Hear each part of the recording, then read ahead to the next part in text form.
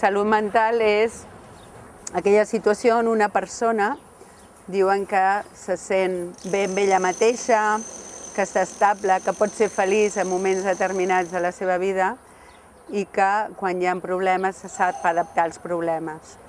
Però aquest concepte com a tal, no hi ha ningú que tingui aquesta salut mental que és ideal, no? Sinó que tots tenim parts de la nostra manera de ser que funcionen millor i parts que funcionen pitjor. La malaltia és quan ja apareixen tota una sèrie de símptomes o de mals estats que fan que aquella persona li sigui molt difícil tirar endavant. Per exemple, una persona que té la mania de rentar-se molt les mans, no? Quan és una mania o quan es converteix en malaltia? És quan aquella conducta incapacita la persona. Hi poden haver persones que a l'hora de tenen aquesta necessitat de la neteja contínua que no poden sortir de casa. El concepte de la malaltia mental poden ser molt diferents, no? Però el concepte que s'estila més i que es fa servir més és el que és un problema biopsicosocial.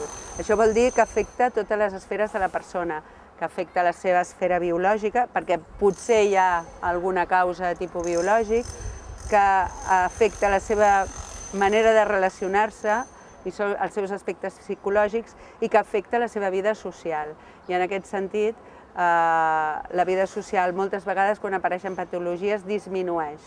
El treball social el que intenta és posar en contacte el món de la persona amb el món social, amb la comunitat, amb que no es perdin els vincles, amb que es pugui seguir fent una vida el més normal possible. No podem parlar només de l'esforç que ha de fer la persona per normalitzar-se, perquè podríem posar-nos filosòfics i preguntar-nos què vol dir normalitzar-se, no? Perquè normalitzar-se és viure en la societat actual o veiem que la societat actual no acaba de funcionar com nosaltres voldríem, no? Jo penso que l'adaptació ha de ser mútua i per això treballem molt des de la comunitat, per poder treballar, diríem, l'adaptació de la persona a la comunitat i de la comunitat a la persona.